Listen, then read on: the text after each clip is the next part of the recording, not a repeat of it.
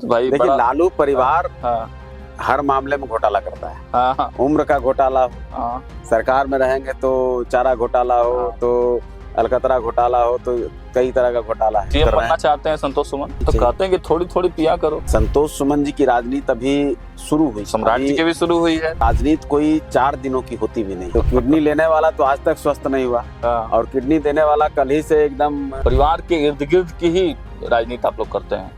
हम पांडव हैं, हम 5 हैं, हम 1 हैं। कह रहे हैं कि किसी को सम्राट राजा सबसे बनाना। बड़े योद्धा नहीं है। विधानसभा अध्यक्ष का ऑफर था, हाँ। ये आरजेडी का वो संवाद लेकर आए थे। रोहिणी आचार्य जी का सम्मान भी करते हैं अगर उन्होंने दिया है। अगर उन्होंने दिया है, कंफ्यूजन है आपको? चीजें कई चलती हैं बाजार। किसी कीमत पर अब इस जीवन में लालू परिवार के साथ हम नहीं जा सकते। इस जब गठबंधन उनको में भी तो आपके साथ धोखा हो रहा है भाषण के दौरान जी, या बयान के दौरान, जी। तो आपको उनके अंदर का थर्मामीटर आपको पता चल गया हो कि रोहिणी आचार्य कितना सोच सकती हैं, कितना बोल सकती हैं। हमने तो बड़े बड़े नेताओं के बेटों को देखा है कैसे उन्होंने अपने बाप को दरकिनार कर दिया। सब लोग मान रहे थे कि सम्राट चौधरी क्यों नहीं। मांझी जी का बयान चलेगा कि संतोष सुमन जी का चलेगा? हम पार्टी में परिवारवाद नहीं है तो ये बेईमानी है। आपका वाला परिवारवाद नुकसानदायक नहीं? 23 साल उम्र हो रही है, 9वां का सर्टिफिकेट बना दिया, चुनाव लड़ा दिया। ज्योति देवी जीतन राम मांझी के साथ नहीं थे। ज्योति देवी नीतीश कुमार के साथ खड़ी थी। आप लोगों के मंसूबों पर पानी सा फिर गया। सिंगापुर में कोई रहा, आप उसको लाकर चुनाव लड़ा दिए, फिर चुनाव हार गए, फिर सिंगापुर चले गए। नमस्कार, मैं हूं सागर कुमार और स्वागत है आपका हमारे खास कार्यक्रम प्रवक्ता जी में। अक्सर आप प्रवक्ताओं को टीवी की स्क्रीन पर चिल्लाते, दलीलें देते और अपनी पार्टी का पक्ष मजबूती से रखते देखते होंगे, लेकिन क्या आप जानते हैं कि जब कैमरे की लाइटें बंद होती हैं तब ये प्रवक्ता जी क्या सोचते हैं? यहाँ सिर्फ तीखी राजनीतिक गपशप ही नहीं होगी, बल्कि हम कुरेदेंगे उन यादों को और उन व्यक्तिगत किस्सों को जो हेडलाइंस में कभी नहीं आती। तो चलिए आज के मेहमान के साथ शुरू करते हैं राजनीति और व्यक्तिगत जीवन की ये दिलचस्प जुगलबंदी। तो आज के प्रवक्ता जी के इस खास कार्यक्रम में हमारे साथ हिंदुस्तानी आवाम मोर्चा से राष्ट्रीय मुख्य प्रवक्ता श्याम सुंदर सरन जी आए हुए हैं। बहुत बहुत स्वागत है श्याम सुंदर आपका। तो देखिए, श्याम सुंदर सरन जी से लगातार बातचीत होते रहती है और देखिए, प्रवक्ता और पत्रकार के बीच की जो मर्यादा है और जो रिश्ता है वो बड़ा अच्छा होता है। मतलब कभी नोकझोंक हो जाती है, कभी सहमति वाली बात हो जाती है, लेकिन हमेशा तीखा नोकझोंक भी होते रहता है। तो श्याम सुंदर जी बड़े सुलझे हुए व्यक्तित्व हैं और हमेशा हमारे तीखे सवालों का हंसकर और मुस्कुराकर ही जवाब देते हैं। तो श्याम सुंदर जी कैसे हैं आप? बहुत अच्छे हैं, और आप कैसे हैं? चलिए, हम लोग बहुत अच्छे हैं। कुछ जैसा कि हमारा फॉर्मेट है कि शुरुआत में हम लोग कुछ पॉलिटिकल बातचीत करेंगे और उसके बाद फिर इनके निजी जीवन पर भी आएंगे कि भाई राजनीति में कैसे आए और क्या कुछ चल रहा है। लेकिन वर्तमान की अगर राजनीतिक परिदृश्य देखिए तो बिहार में काफी हलचल है। बंगाल चुनाव खत्म हो चुका है, बिहार में नई सरकार की गठन हुई है, हालांकि मंत्रिमंडल विस्तार को लेकर पेंच कहा जा रहा है कि फंसा हुआ है। श्याम सुंदर जी से समझते हैं कि नई सरकार के बाद आपकी पार्टी और आप क्या देखते हैं? सम्राट चौधरी को कमान मिली है, आप लोग एनडीए के पार्ट हैं, महत्वपूर्ण पार्ट माने जाते हैं, लेकिन नोकझोंक आप लोगों के बीच में भी चलती रहती है। नहीं, देखिए, एनडीए में कहीं हमारे तरफ से कभी किसी पद को लेकर के कोई नोक झोंक वाली बात नहीं है। बाकी हम जहाँ कोई भी पार्टी जहाँ काम करती है, गठबंधन का दौर है और गठबंधन के इस दौर में तमाम पार्टियों के ऊपर भी दबाव होता है, उनके कार्यकर्ताओं का दबाव होता है, उनके समर्थकों का दबाव होता है। तो उसके अनुरूप नेता प्रयास करते हैं और उसी के संदर्भ में कभी कोई बात ऐसी आती है जो आप लोगों को लगता है कि कहीं संबंधों में खटास है या फिर कोई प्रेशर है, तो प्रेशर पॉलिटिक्स पद को लेकर के हमारी पार्टी ने, खासतौर पे हमारे राष्ट्रीय अध्यक्ष जी का आपने देखा होगा, जो उनका संतोष सुमन जी का राजनीति करने का अपना तरीका और अंदाज है, वो बहुत व्यग्रता में, बहुत बेचैनी में और बहुत पद लोलुपता में विश्वास नहीं करते हैं और बहुत ही स्थिरता के साथ, गंभीरता के साथ और एक जो राजनीति में कह लीजिए कि विश्वसनीयता सबसे बड़ी चीज है, बिल्कुल, जनता के प्रति भी और आप जिसके साथ काम कर रहे हैं उसके प्रति भी।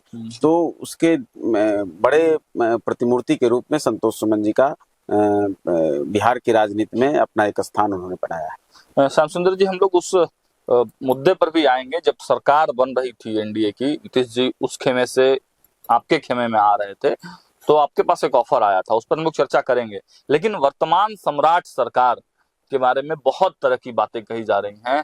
हिंदुस्तानी आवाम मोर्चा क्या सोचती है? नहीं, हिंदुस्तानी आवाम मोर्चा शुरू से स्पष्ट मत इस मामले में रखती है। सम्राट चौधरी जी एक सुलझे हुए और तपे तपाए नेता है, जिन्होंने संघर्ष किया है। कोई देखिए, राजनीतिक परिवार का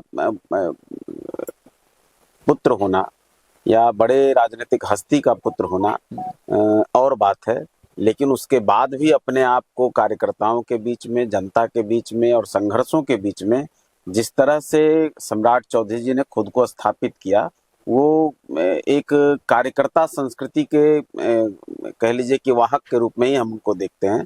और सम्राट चौधरी जी स्वाभाविक लीडर के तौर पे पिछले मुझे लगता है कि 4-5 वर्षों में उन्होंने खुद को स्थापित किया, लोगों के बीच में, आप लोगों के बीच में, बौद्धिक लोगों के बीच में, तमाम जगहों पर जिस तरह से उन्होंने समन्वय स्थापित किया अपने आप को, जो भी उनको या तो उनके दल के द्वारा जो होमवर्क मिला हो या फिर गठबंधन धर्म में जिस तरह से उन्होंने अपनी भूमिका अदा की और जनता के प्रति जो उन्होंने अपनी प्रतिबद्धता दिखाई, तो ये कुल मिलाकर के सम्राट चौधरी अभी जो एनडीए घटक दल है उसमें एक स्वाभाविक लीडर के तौर पे उनका नाम आया।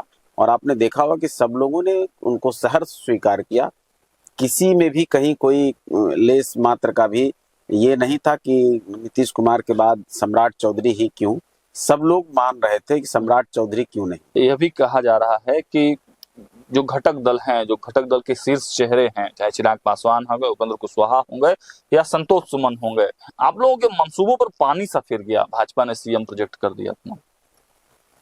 देखिए, अब औरों की बात तो हम नहीं कर सकते, लेकिन हम जिस दल के प्रवक्ता हैं और जिस नेता के प्रवक्ता हैं, जिनकी बात आपने की संतोष सुमन जी की, मैंने पहले ही कहा है कि बहुत ही धैर्य के साथ राजनीति करते हैं और उनका अपना एक आइडियोलॉजी है, उस पर राजनीति करते हैं। पद लोलुपता की राजनीति सीएम का सपना नहीं था। देखिए, राजनीति किसको नहीं होता है।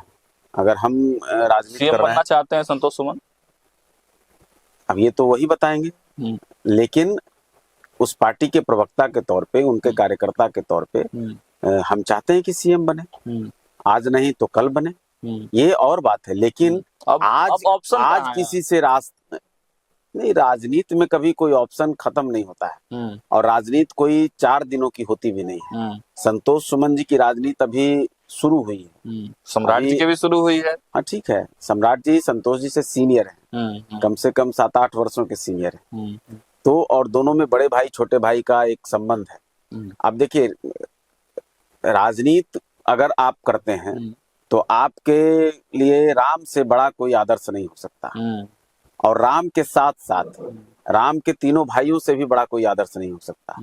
तो हम जो चलते हैं, हमने पिछले जो 2025 का चुनाव था उसमें मेरा ही दिया हुआ नारा था कि हम पांडव हैं, हम 5 हैं, हम 1 हैं। और आज फिर हम कह रहे हैं कि पांडवों के अगर आदर्श को आप लीजिएगा, राम के आदर्श को लीजिएगा, तो वहां सिर्फ फुटबॉल नहीं होता है। सबसे बड़े योद्धा तो अर्जुन थे महाभारत के जी, लेकिन ताज युधिष्ठिर को मिला और किसी को कोई दिक्कत नहीं थी। सब लोगों ने सर्च और सब लोगों के मन में ही था कि युधिष्ठिर को राजा बनाना। बड़े योद्धा नहीं है, नहीं, ये कहा हमने कहा, राम सबसे बड़े योद्धा थे, हमने राम का भी उदाहरण दिया और लक्ष्मण उनके साथ थे। तो ऐसा भी नहीं था, भरत उनके साथ थे, भरत को तो गद्दी मिली, फिर भी भरत ने राम के लिए गद्दी छोड़ी। तो गद्दी के पीछे भागने वाले जो लोग हैं, वो महागठबंधन के जो लोग हैं, जिनको दिन में रात में 24 घंटा एक ही सपना रहता है कि हमको कुर्सी पे बैठना है, चाहे जैसे भी हो, कोई कुर्सी न मिले तो न मिले, लेकिन बैठे तो हम ही बैठे। बहुत ज्यादा सत्ता लोलुपता नहीं, कभी नहीं। आपने देखा होगा कि कौन छोड़ता है इस समय मंत्रालय। संतोष मांझी ने जरूरत पड़ी पार्टी के हित में और पार्टी को बचाने के लिए तो मंत्री पद भी छोड़ा उन्होंने। तो संतोष मांझी जी की पूरी जो राजनीतिक आपने 2018 के बाद खास तौर पे देखी होगी, पहले तो संगठन में बड़े स्तर पे उन्होंने काम किया। 2000 मुझे लगता है 1-2 के आसपास ही उन्होंने राजनीति को ज्वाइन किया था जी। और एबीवीपी के कार्यकर्ता के तौर पर भारतीय जनता पार्टी में वो काम करते रहे लंबे समय तक। बिल्कुल, हमारे ही पॉडकास्ट में उन्होंने ये सारी चीजें बताई। तो उस दरमियान भी आप देखे होंगे, उनके पूरे जीवन को आप देखे होंगे, तो कभी कोई नेता के पुत्र होने का दम्भ या मंत्री के पुत्र होने का दम्भ इवन कि जब मुख्यमंत्री भी हो गए श्री जीतन राम मांझी जी, तो उसके बाद भी वो दम्भ उनके अंदर नहीं दिखा। और आज भी एक राष्ट्रीय अध्यक्ष के तौर पर बाकी पार्टियों के नेताओं को आप देखें और संतोष सुमन जी के कैरेक्टर को आप देखें, उनके तरीके को देखें, तो आपको पता चलेगा कि किस तरह से कितने जमीन पर रह करके और अपने आप को लो प्रोफाइल रख करके वो काम करते हैं। सत्ता के पीछे भागना ये उनके मिजाज में नहीं है। महबूब आलम, मुझे जहां तक याद है कि वो आए थे जब सत्ता शिफ्ट हो रही थी, ऑफर दिया था कुछ आप लोगों को? देखिए, महबूब आलम ने क्या ऑफर दिया था मैं वहां नहीं था, लेकिन मैं गवाह हूँ। हाँ। मुझे ही ऑफर आया था। अच्छा, औरों की तो बात हम क्यों करें। हाँ। मुझे ही ऑफर आया था। कांग्रेस के उस समय के बहुत बड़े चेहरे थे, कह लें बिहार के, अब ज्यादा बोलेंगे तो आप भी समझ जाइएगा, इसलिए नाम नहीं किसी का आना चाहिए, लेकिन उनके लोगों के द्वारा मुझे ऑफर किया गया था। और ये पहला ऑफर नहीं था। 2020 की तरफ से 2020 में भी, मैं नाम किसी का नहीं ले सकता क्योंकि मुझसे डायरेक्ट किसी नेता ने बात नहीं की थी, लेकिन कुछ हमारे ही जैसे लोग, जैसे हम लोग संवाद अपने नेता का कहीं रखते हैं तो उस तरह का संवाद आया था। और सीएम की कुर्सी तक का संवाद आया था कि सीएम बन जाइए। तो इसके भी गवाह हम हैं, जिसको संतोष मांझी ने सिरे से ठुकरा दिया। अच्छा। और 2020 की भी बात मैं कर रहा हूँ। अब वो नेता दिवंगत हो गए, हमारी पार्टी में कभी रहे थे, फिर वो उस समय हमारी पार्टी में नहीं थे। 2020 में वो ऑफर कर रहे थे। अच्छा। कि सीएम छोड़कर, उस समय सीएम की कुर्सी का ऑफर नहीं था, उस समय सीएम छोड़कर जितने एमएलए हैं सबको बड़े मंत्रालय, आपके नेता को, मतलब उस समय जीतन राम मांझी जी को विधानसभा अध्यक्ष का ऑफर था। ये आरजेडी का वो संवाद लेकर आए थे। हम बहुत बड़े नेता थे, बिहार के कद्दावर नेता थे, वो हमसे संवाद कर रहे थे और वो कह रहे थे कि मांझी जी को बनाओ, मांझी जी को विधानसभा अध्यक्ष बनवा देंगे और सबको बढ़िया मंत्रालय दिलवा देंगे। हमको भी ऑफर था कि तुम्हारा भी कहीं ना कहीं ये हो जाएगा, एडजस्टमेंट हो जाएगा, सदन के मेंबर तुम भी हो जाओगे। तो ऑफर आना, लेकिन उस समय ऑफर लेके गए नेता के पास, तो नेता ने क्या कहा? निश्चित तौर पर ऐसा मैं नहीं कह सकता, मैंने वो बात बताई थी नेता को। हमारा तो काम होता है कि अगर कोई संवाद आया तो उनके पास पहुंचाना, तो सिरे से खारिज किया उन्होंने। और उसमें जीतन राम मांझी जी ने स्पष्ट रूप से कहा कि किसी कीमत पर अब इस जीवन में लालू परिवार के साथ हम नहीं जा सकते, जिसने गठबंधन में रखकर हमारे साथ धोखा किया। इस गठबंधन में भी तो आपके साथ धोखा हो रहा है, अन्याय हो रहा है। फिर ये लंबा विषय है, लेकिन जिस तरह का बिहेवियर महागठबंधन में राष्ट्रीय जनता दल का रहता था और आप एनडीए के किसी घटक दल के साथ आप बात करें, तो उनको जो सम्मान और प्रतिष्ठा एनडीए में चाहे नीतीश कुमार जी के द्वारा रहा हो या भारतीय जनता पार्टी के द्वारा रहा हो, दोनों के कल्चर में आसमान और जमीन का अंतर है। इसीलिए मैंने पांडव कहा था, ये ग्रुप जो है ये पांडवों का ग्रुप है, एक दूसरे का सम्मान करना जानता है, अपने दुश्मनों का भी सम्मान करना जानता है। और वो ग्रुप जो है वो कौरवों का समूह है। कैसा सम्मान है श्याम सुंदर जी? न सीटें मन मुताबिक मिलती हैं, न कोई डिसीजन पूछ के लिए जाते हैं, न राज्यसभा दिया गया, ये कैसा सम्मान है? ऐसा नहीं कर सकते। बहुत कुछ नहीं मिला और बहुत कुछ मिला। कुछ वायदे पूरे नहीं हुए, आप इसी कुछ वायदे बगैर कहे हुए पूरे हुए, कुछ ऐसे भी कार्य पूरे हुए जो वायदे में शामिल नहीं। मुझे याद है जब सीटों का बंटवारा चल रहा था और अचानक से घोषणा हुई बीजेपी के तरफ से और मात्र 6 सीटें आपको आई, आप भी वहीं पर मौजूद थे एयरपोर्ट पर, हम भी वहीं पे मौजूद थे। मांझी जी आए और उन्होंने कहा कि जो मिला सब ठीक है, लेकिन डिमांड तो आपकी अच्छी खासी थी। हाँ ठीक है, उस पर आज भी हम लोग कायम हैं। और हमने कहा ना कि देखिए, जब आप कहीं काम करते हैं, जब गठबंधन में काम करते हैं खास तौर पे, तो बहुत सारी चीजें आपको छूट जाती हैं, लेकिन उसके बावजूद हम कभी भी सत्ता लोलुपता की राजनीति, एनडीए में सबसे छोटे दल हैं, इस समय भी ऑफर था एनडीए में सबसे छोटे, जब हमको 6 सीट मिला था उस समय महागठबंधन से बड़े ऑफर थे, 20 से ऊपर सीटों का ऑफर था। तो देखिए, एक और चर्चा है आपके नेता के बारे में कि बड़े कंट्रोवर्सी में रहते हैं, कंट्रोवर्शियल बयान देते रहते हैं मांझी जी। और मांझी जी और संतोष सुमन के बीच के अगर बयानों को देखें तो आपके पार्टी में ही अंतर्द्वंद दिखता है, पिता पुत्र के बयानों में भी अंतर्द्वंद दिखता है। देखिए, थोड़ा फर्क तो रहेगा, क्योंकि दोनों के राजनीति की जब शुरुआत हुई तो और दोनों में एक बड़ा गैप है। जीतन राम मांझी जी 80 के दशक से बिहार की राजनीति में है और वो पुराने नेता हैं। उनकी सोच और आज की जो राजनीति है, आज का जो राजनीतिक परिवेश है, संतोष मांझी जी जिस दौर में हैं, तो दोनों के राजनीतिक चीजों में सोचने का, विचारने का वो थोड़ा फर्क होता है। लेकिन जहां तक सवाल है दोनों के बीच में बाकी चीजों का, तो आपने देखा हो कि हमेशा संतोष मांझी जी एक आज की राजनीति में बिरले मिलते हैं। नहीं तो हमने तो बड़े बड़े नेताओं के बेटों को देखा है कैसे उन्होंने अपने बाप को दरकिनार कर दिया, कैसे क्या यूपी में खेल हुआ और कई जगहों पे हुआ। लेकिन संतोष मांझी जी कभी भी वो जो एक बॉर्डर लाइन होता है उसको कभी भी वो क्रॉस नहीं करते हैं और अंततोगत्वा जो जीतन राम मांझी जी चाहते हैं, जो उनकी मंशा होती है, उसी पर वो कायम रहते हैं। बाकी थोड़ी बहुत तो राजनीति है, सबका अपना अपना विचार है, स्वतंत्रता है, हर कोई अपने हिसाब से अलग अलग चीजों को सोचता है। तो चूंकि अब छोटे दल हैं। आप लोग कैसे डिसाइड करते हैं? जैसे पार्टी का ऑफिशियल बयान अगर कुछ करना हो तो मांझी जी का बयान चलेगा कि संतोष सुमन जी का चलेगा? वैसी कभी कोई परिस्थिति आई नहीं। जैसे शराबबंदी की अगर बात करें तो शराबबंदी पर मांझी जी खुलकर बोलते हैं, संतोष सुमन दोनों एक ही बात बोलते हैं। बस दोनों के बात करने के तरीके में थोड़ा फर्क होता है। मांझी जी भी शराबबंदी के सहमत रहते हैं, शराबबंदी रहनी तो चाहिए। कहते हैं कि थोड़ी थोड़ी पिया करो। नहीं, अब वो देखिए किस संदर्भ में क्या बात बोल रहे हैं और लोगों को समझाने, थोड़ी थोड़ी पीना चाहिए। मैं बता रहा हूँ ना कि एक टीचर होता है जो विद्यार्थी को छड़ी के जोड़ पर अगर कोई होमवर्क दे दिया, अगर उसने पूरा नहीं किया तो जितना क्रॉस होगा, जितनी गलतियां होंगी उतनी छड़ी लगती थी। आप लोगों को याद होगा, बिल्कुल हम लोग खाए हैं, बिल्कुल खाए, जितनी गलती उतनी छड़ी। हाँ। एक टीचर जो होते थे वो प्यार से समझा करके फिर वहीं पे होमवर्क कराते थे। अगर नहीं पूरा हुआ तो उस जो उनका घंटी होता था, जो पीरियड होता था, उसमें वहीं पे खड़ा करके वो कराते थे। तो सबका अपना अपना तरीका होता है। मांझी जी भी उसी संदर्भ में लोगों को मना करते हैं। वो खुद ही शराबबंदी के बड़े प्रबल समर्थक हैं और उन्होंने खुद ही कभी शराब छुआ नहीं। उन्होंने कई इंटरव्यू में बताए कि उनके माता पिता शराब बनाते थे, पीते थे, वो उस परिवार से निकल कर आए और उन्होंने शिक्षा के महत्व को बताया और शराब के नुकसान को बताया कई जगहों पर। लेकिन वो समझाने के क्रम में लोगों को कहते हैं कि अगर पीते भी हो तो थोड़ा थोड़ा जैसे बड़े लोग पीते हैं, उस उदाहरण को देते हैं कि जैसे बड़े लोग को जानते हो कि वो पीते भी हैं तो थोड़ा थोड़ा पीते हैं, रात में थोड़ा पी लिए, वो आराम किए, किसी को मालूम नहीं हुआ।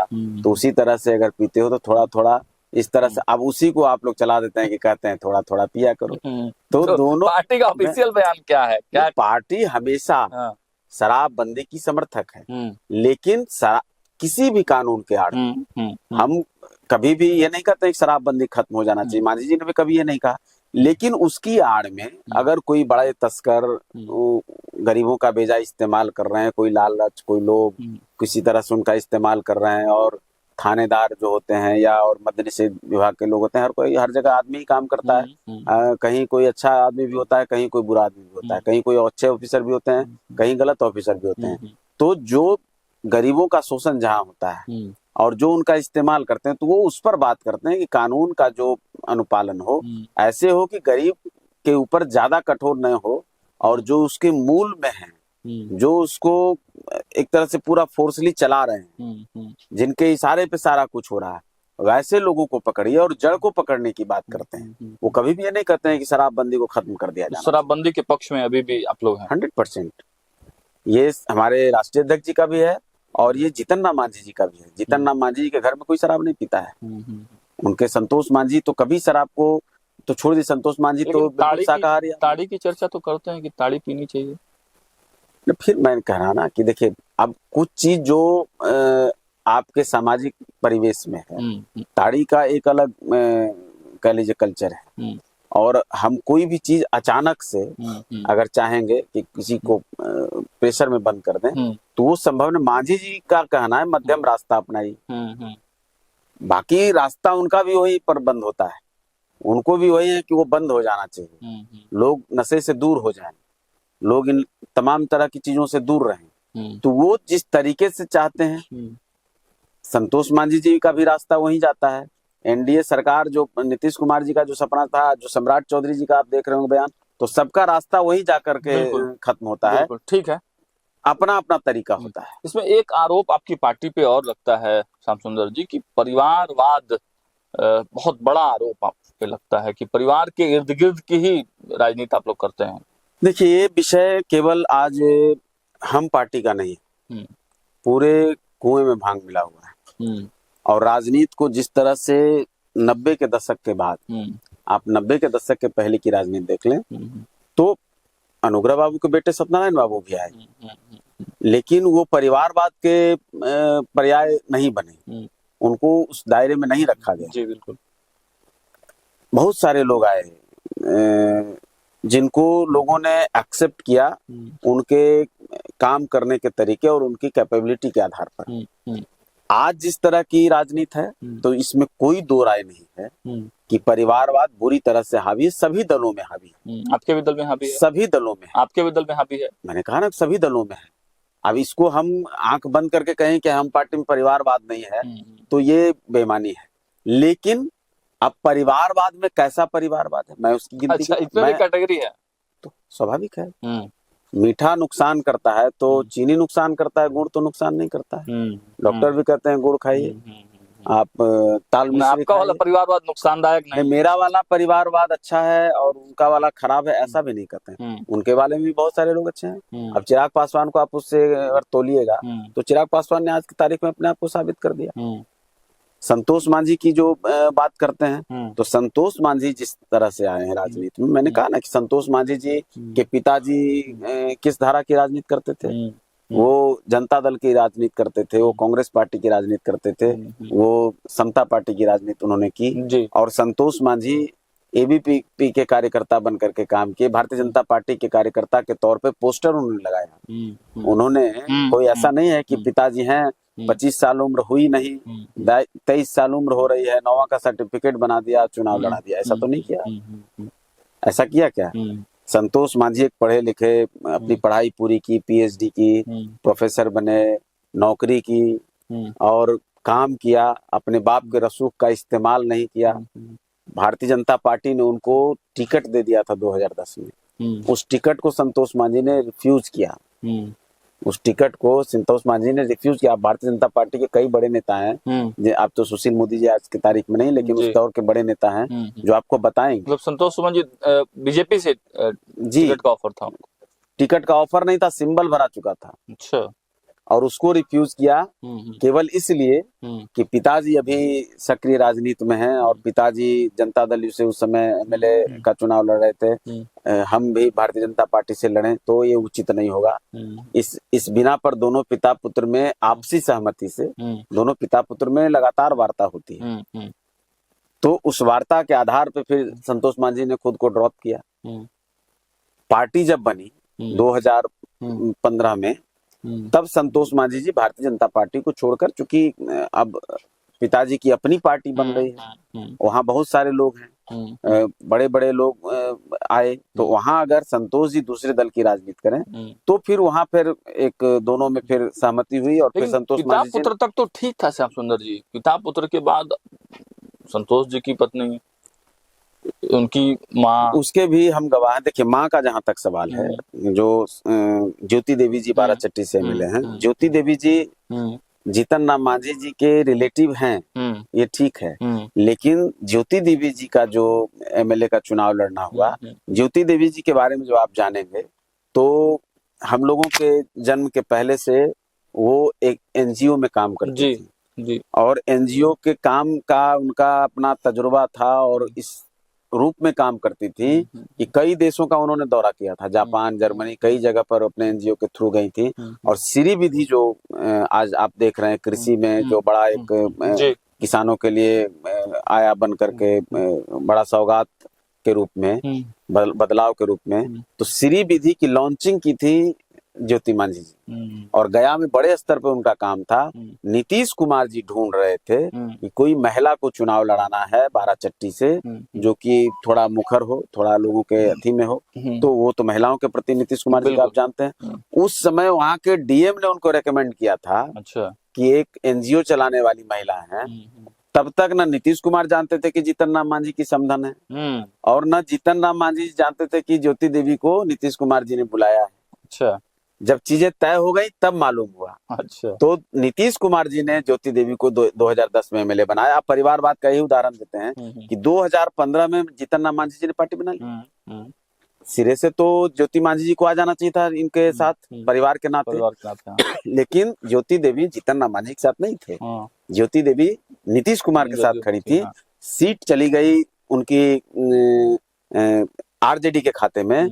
वहां भी आपको जानकारी दें कि एनडीए के तरफ से उनको ऑफर था, आप आ जाएं, आप चुनाव लड़ें।